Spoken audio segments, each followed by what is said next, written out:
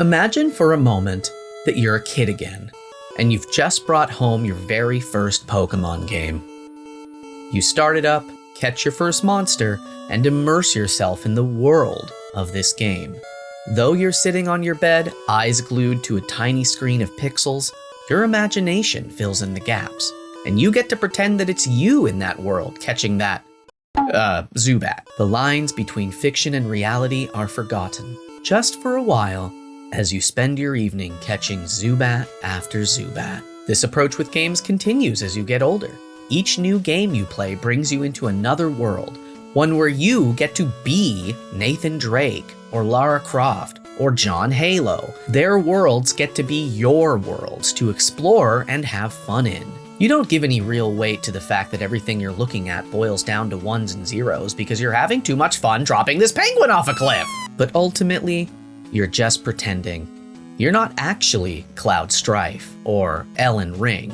You're you, sitting at home, controller in hand, staring at a screen. And then one day, wham, bam, wow, a little game called Deltarune comes out and... Oh, by the way, spoilers for Deltarune chapters 1 through 4. Challenges the idea that player and character are one in the same. But okay, the fact that Chris the human and you the player are two separate entities isn't exactly breaking news. But what if I told you there's more to it than that? You saw the thumbnail, you know what's coming next. I think that Deltarune being a video game matters to the story of Deltarune. That according to its own story, Deltarune isn't just a medium for you, the player, to enjoy a pretend story, but instead, the world of Deltarune is inherently that of a video game. And if that's a little confusing, let me further explain. But first, hi, my name's Comfy and welcome back to my space station. The last video I put out did, pretty good. And since my head is just ever buzzing with Deltarune ideas, I'm back at it again with more. This time, it's about the nature of Deltarune itself. And I think this helps explain a lot of weird little things in and surrounding this game. And before we dive in, as always, everything expressed in this video is just like my opinion, man. So if you disagree with anything I put out here, that's okay. Let me know in the comments what you like, what you don't like, all that good stuff. So if my explanation before was a little confusing, let me start using more words. But first, I want to take a look at a little someone I like to call Jevil. Because that's his name. That's why I like to call him that. Jevil is a very interesting Darkner. Upon meeting him underneath Card Castle in Chapter 1, the following interaction happens. So, what the hell are you doing in there? I am innocent. I just wanted to play a game. But the boring kings found such fun to be a trouble. As punishment, they craved to imprison my body. But I'm fast, clever. They lost the chase and locked up their entire race, building a prison around the whole world. Now I'm the only free one. Huh? Free? But you're clearly the one behind bars. Things don't seem such from here, Lightners. In Chapter 1, with no context of what was to come or how the Dark Worlds work, it's easy to write Jevil off as having lost his mind. I know that's what I thought. But later, if you go back and talk to Sham, they tell us more about Jevil's history. One day he met a strange someone, and since then, he began to change. He started saying bizarre things that didn't completely make sense, but didn't completely not make sense either. Soon, he began to see the world as a game, and everyone as its participants. Since that time, the strange words he said have stuck inside my cotton, and my view of this world has become darker, yet darker. And after that, he's never really brought up again. So while this isn't a whole lot to go off of on its own, the general idea here is that this strange someone, who seems pointedly gaster-coated, got into Jevil's ear and told him something that completely changed his worldview. And I think the logical conclusion that most people would arrive at here is that this is likely referring to a Darkner learning about the existence of the light world, the quote-unquote real world. I mean, think about it. If someone made you believe that everything in this world, including you, was some kind of game or simulation or something, how would you react? Would you be able to calmly go back to your job selling apples? You old apple seller, you. Or would you be more likely to just you know, freak out. Everything in the Dark World runs on video game logic. There are enemies, treasure, bosses, the works. If you thought you were your own independent person, and then one day someone spirit bombed the truth into you that your world, your life, isn't real, that you're simply the plaything to some higher being, I feel like I'd start acting crazy too. However, while chapters 3 and 4 have expanded on our knowledge of how dark worlds work, chapter 3 also gave us some pretty major insight into the light world dark world connections in the form of Tenna. Throughout the entire chapter, Tenna shows us over and over and over again that he has all kinds of information about the lives of the Dreamer family, the games they played, the shows they watched, and we even get a cutscene showing in no uncertain terms that he was aware of the goings-on while he was, you know, just a TV, so to speak. And Tenna's like crazy, but he's not like crazy, you know? So for me, this illustrates that Darkners are able to perceive the light world when there isn't a dark world present, but then that creates a problem. If Jevil isn't having his worldview shattered by the notion that the light world exists, then what was he told that sent him into madness? Well, I think that this strange someone told Jevil that all of it isn't real, that everything that Deltarune is a video game. Now, I know that maybe sounds like a stretch, but there are things all over that point to this idea beyond Jevil, and I think it's very telling that this idea is tied to the very first secret boss we encounter. So with Jevil's rundown out of the way, let's jump back to the concept I described at the top of this video. So in Undertale, we learn that save points are diegetic to the world, meaning that they aren't just visible to us, the player, they're part of the game in the game. If the concept of being diegetic is still confusing, imagine watching a show and in the show, the radio comes on. The characters in the show can hear the music, so the music coming from this radio is diegetic. Now consider there's separate music that gets added in post-production. The characters in the show can't hear this edited music. That's just for the audience watching at home. So that music is not diegetic. I hope that makes sense. Now, I'm not sure if Deltarune being a video game is diegetic to Deltarune is a correct sentence grammatically, but that's the idea I'm kind of getting at here. Deltarune being a video game is incredibly important to its narrative, and making this distinction between this line of thinking and the way you'd approach almost every other video game is critical. And I'd like to explain my reasoning on why I feel this is the case. But before I do, if you're enjoying this video, I'd big appreciate if you'd hit that like button for me, and consider subscribing if you're not already. It's free, and things like that really help me get this video in front of way more theorist eyeballs. Thank you, thank you. So as stated earlier, the way the Dark World works has rules. Well, him, but no, that's not.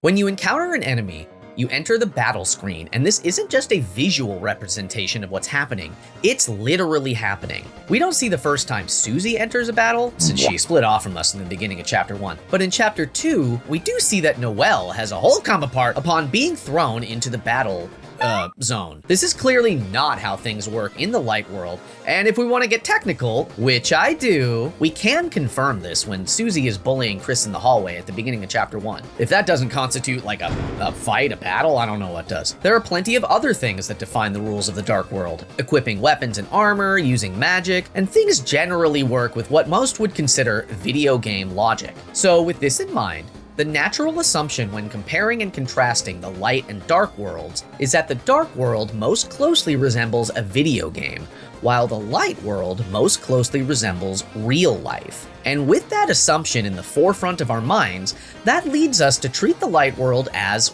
real. I mean, heck, they have computers, houses, cars, cell phones, anime. Besides the fact that it's a town of monsters, almost everything seems to mirror how our real-life modern society is. And I think that's done very intentionally to lure the player into a false assumption about the light world and Deltarune as a whole. Let's use the first Final Fantasy to kind of further explain what I'm getting at here. Despite there being magic and monsters, it's expected that every other aspect works the same as it does here on Earth unless otherwise specified. Like even if this world isn't Earth, we kind of just presume that it's going to work like Earth works. There's gonna be a day and a night, there's oxygen, stuff like that. Additionally, despite people looking like this, we use our imaginations to fill in the blanks on what they actually look like. Almost every narrative video game works like this. So that being the default assumption is completely natural, and I think Toby Fox is also completely aware of this fact and is using this to lead our own assumptions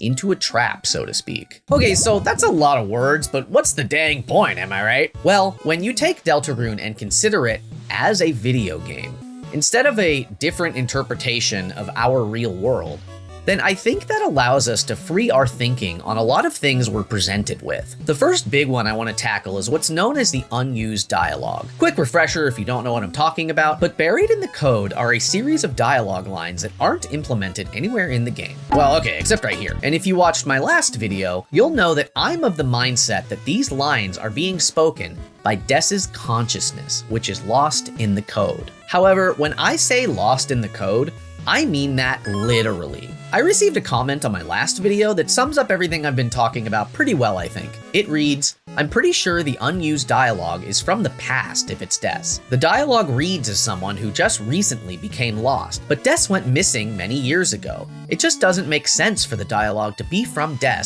unless it comes from the past to me, no matter whether she's the knight or not." So first off, thank you so much for watching my video and engaging with it. I love hearing opposing opinions on things. It's really what makes the theory world go round. But secondly, this is a clear example of what I mean when I say we're thinking about the world of Deltarune resembling too closely to our own. Because yes, if we're assuming this unused dialogue is something Des said at some point in time, this is a perfectly reasonable conclusion to arrive at. However, if we consider that Deltarune is a video game, then the timing of these words is irrelevant. If Des's consciousness was somehow sent to the code of Deltarune, which lives on our computer, which lives in the real world, then there they stay until we dig them up.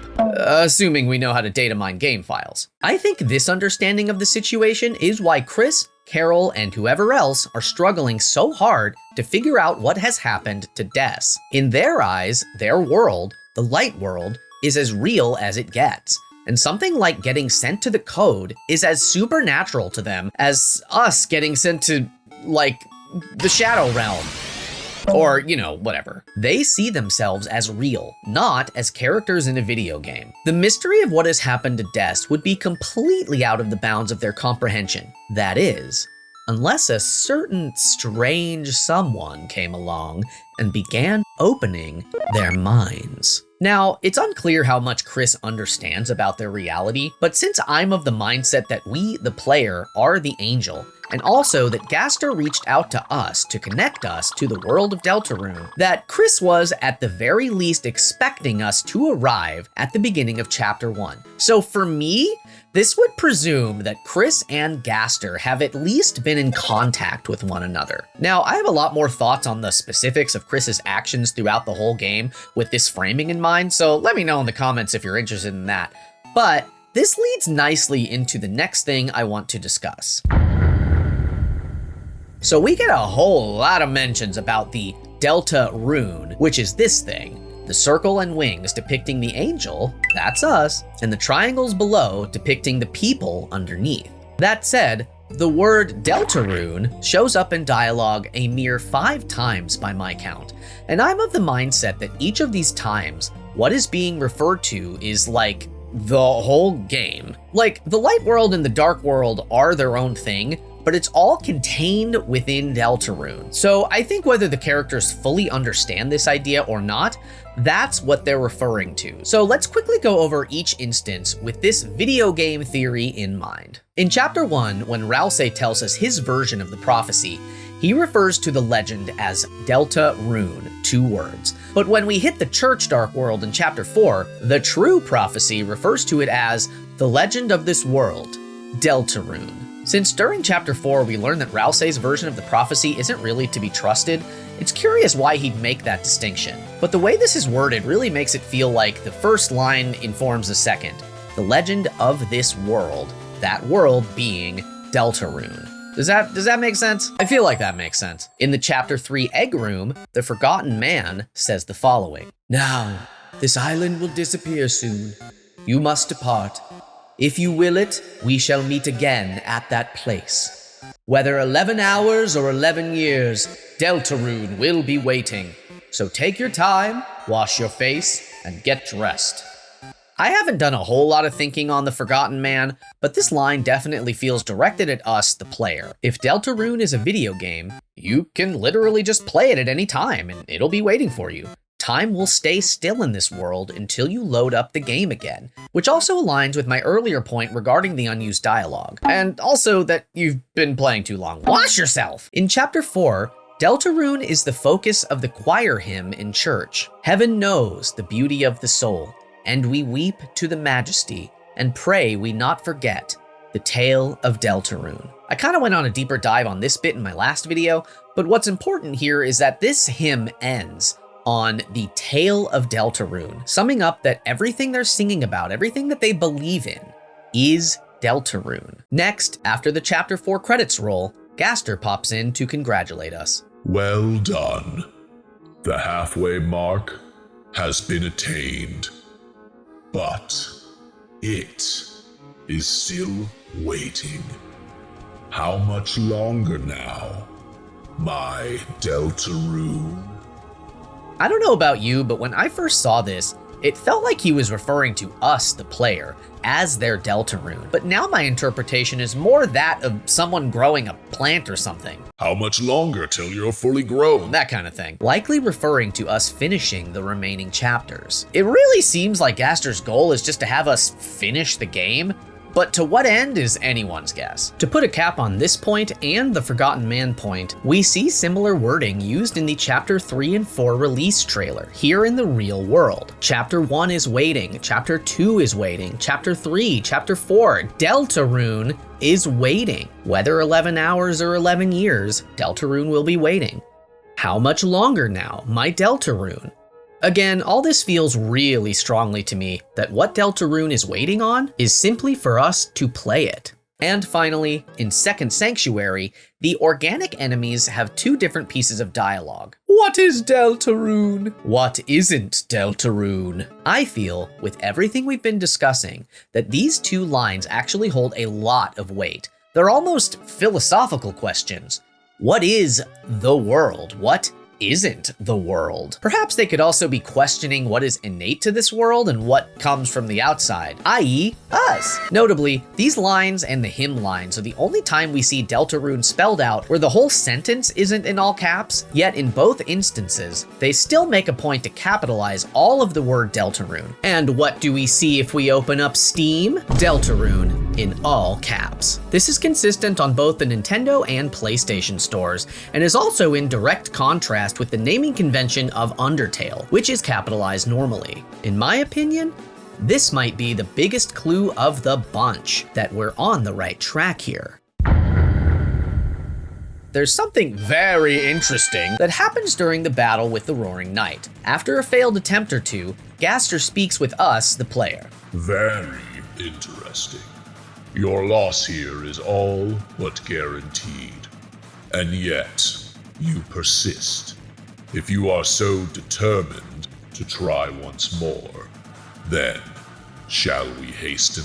And upon choosing yes, you're brought right back to the start of the battle without having to watch poor Tenna get his arms chopped off over and over. And this is very interesting because in the vast majority of game over scenarios, your only option is restarting at the last save point. But here, Gaster gets involved, and I think that tells us a few things. One, that Gaster has the power to manipulate our games in this way in the first place, that he's doing more than just connecting us to the world of Deltarune. And two, since the characters don't remember their repeated attempts, but Gaster definitely does, then wherever Gaster is outside the bounds of Deltarune. Gaster is not part of this game, so to speak, as he's clearly commenting on what we, the player, are accomplishing. So there are a lot of peculiar things that occur if you're playing on the weird route, and I think, you guessed it, they can all be explained with video game theory. So in Chapter 2, it becomes clear that we are able to read Noelle's internal monologue, and as far as I can tell, this is exclusive to Noelle. Any other characters with text inside parentheses seem to just be whispering or muttering under their breath. It's not super clear to me why it's just Noelle. Some people theorize that she's actually supposed to be our third party member instead of Susie, so maybe that has something to do with it, but in any case, it's allowing us to do something that shouldn't be possible unless watching from the lens of a video game player. It's allowing us to read her mind. Jumping to chapter 4 when we're in her room, in addition to still being able to read her mind, there's something very specific that happens. While we're stuck in the vents, Noelle asks Chris a question. Chris, can I say something else? And suddenly, we the soul are instantly transferred to the dialogue box to make a choice. And since we're not inside Chris like we're supposed to be, we're just left on the floor, free to roam around the room and re-enter Chris. So like, what's going on here? Well, in my opinion, whenever Chris is prompted with a question, or perhaps more specifically, whenever they're prompted to make a decision, the game is designed to let us, the player, choose an option. So when Noelle asks Chris if she can say something else, the game does what it's supposed to do and brings up a dialogue box with 2 choices for us to select. But since we didn't start out where we're supposed to be, specifically inside Chris's body, the game doesn't know what to do with us and just leaves us on the screen where we just answered the question. Chris's actions and constantly ripping us out of them is sort of breaking the game, and the game is doing its best to keep things running smoothly. Then, after leaving Noelle's, Susie asks us, "What were you 2 talking about?" And another dialogue box pops up. This time though, the rain disappears and is replaced on screen with a pink tint, and there are no options to choose from. Something about this question from Susie has completely glitched the game. I speculated on what's going on with Noelle here in my last video, but something about giving her the thorn ring is further breaking the game, giving us, the player, this completely broken decision box.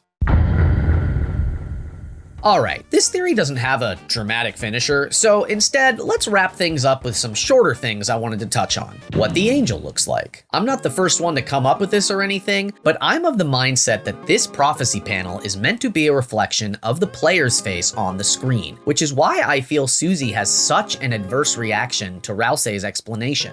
The characters of Deltarune see themselves as they are, sprites. So it's not a stretch to think that seeing what a real human looks like in all their splendor would be so jarring for her to see. Egg rooms. These are tricky to get to even if you know what you're doing, and when you arrive, nothing really seems quite right, you know? If you're playing the game on PlayStation, you have access to achievement trophies, and there's an achievement for beating each of the 4 available chapters without issue. And the only way you won't get this achievement upon chapter completion is if you get each chapter's secret egg. So with this in mind, if we take the idea of a video game Easter egg at face value here, then it would make an amount of sense why Gaster would see us visiting these areas as an issue. We're seeing something we weren't meant to see. The phone! When Chris clearly hears someone speaking, their text shows up like you'd expect in the text box. But when they don't have their ear to the phone, when the phone is on speaker mode,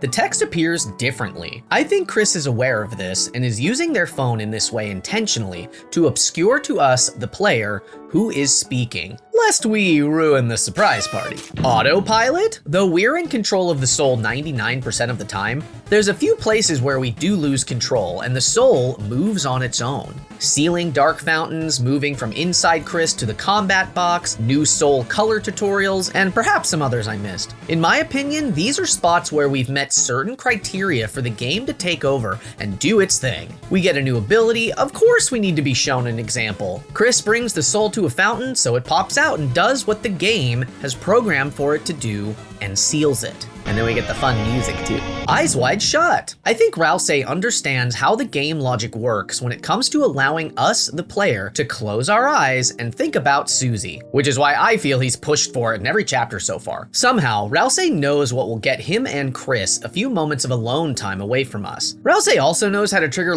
cutscenes? Like, how's he do that, right? Gerson Boom! Well, not that one. This one. See, in Undertale, if you visit him on a genocide route, he says the following. I've lived too long to be afraid of something like you. Try it, kiddo. I know you can't here. Waha! Knowledge like that is the only reason I've survived so long. Somehow, some way, the Gerson of Undertale has learned specifics about the rules of that world. Undertale's world runs on video game logic and doesn't allow anyone to attack shopkeepers. How did he learn this? Because he's the GOAT. Well, I mean, he's a turtle, but these two. Okay, this might be a bit of a stretch, but both Jockington and this non-goner bird monster seem to be making less and less sense with each passing chapter. Jockington already speaks sort of strangely in chapter 1, and presently he doesn't have like a whole lot of dialogue to pick apart, so it's hard to confirm one way or the other. But the bird monster is just talking straight nonsense by the end of chapter 4. So my little mini theory here is that this is happening because their like game programming is getting messed up. There's no like actual proof of this that I can see, but I just think it would be neat. Your name! Whatever you name yourself as the player in the Goner Maker sequence, the sequence that, as far as we know, only Gaster was present for, that then becomes the name of your castle town. This means that Gaster must have relayed this information to someone in the Dark World somehow. So, that's crazy. Des. Lastly, I mentioned earlier that I feel Des is trapped in the code, and while we've seen her sneak some dialogue out into our real world, I think she can do a little more than that inside the game itself. There's two moments I'd like to point to. The first is near the end of chapter 4. At a certain point, if you try to turn back after defeating the Titan, you get this dialogue. It seems the way is blocked. You put out your hand, and just out of view, just perfectly out of view, another hand pressed against yours and pushed you back. Now more than ever, I think Chris knows that Des is lost inside the game, however they may have understanding of that. This is the only time Chris reacts to a blocked door in this way, almost knowingly. The second instance is the gotcha machine in chapter 3. If you input 1225 points, you're warped to what looks like a debug room. But specifically, I want to show you how this happens in-game when you activate this.